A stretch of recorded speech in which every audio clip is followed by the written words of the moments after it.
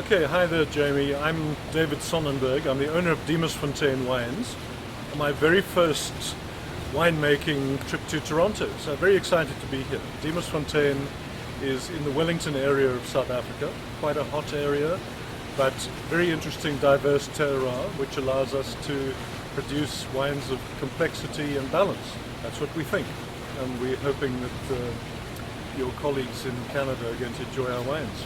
Now, we'd like to speak just for a short period of time about Pinotage. It's a rather controversial grape in many circles. What are your personal thoughts and your winery's thoughts about Pinotage?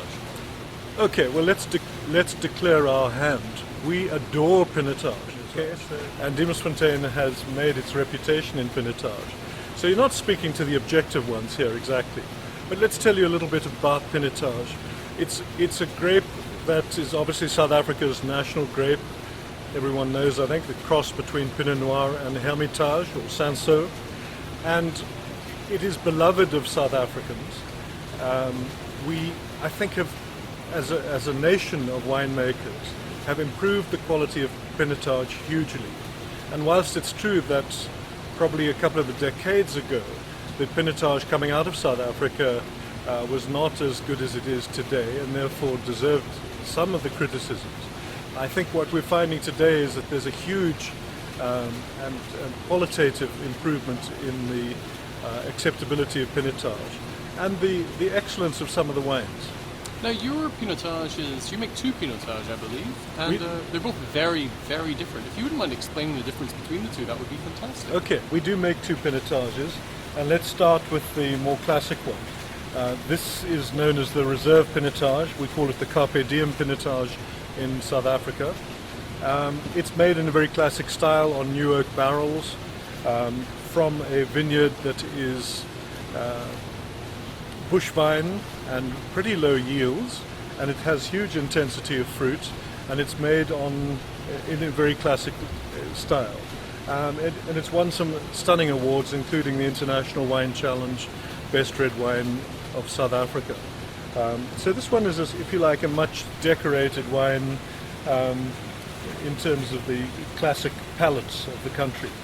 Now, the other one, the sort of bad sister of that wine, so to speak, would be this one here, the one that's been a little bit more controversial, shall we say? Well, it has been controversial. It was a style that Diemersfontein pioneered in the year 2001.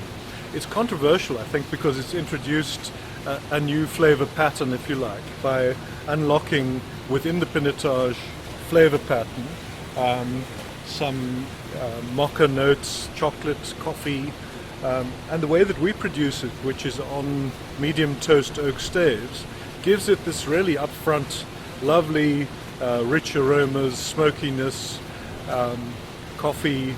But what we managed to do, I think, is finesse it over 10 years of winemaking and produce a wine that still has this recognizable coffee chocolate identity, but there's wonderful rich fruit coming through at the same time.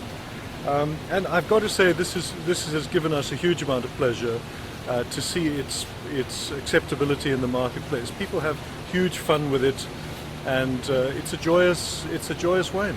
Now, with these two different Pinotage styles, how would you pair both of these wines, both these Pinotage styles, with food?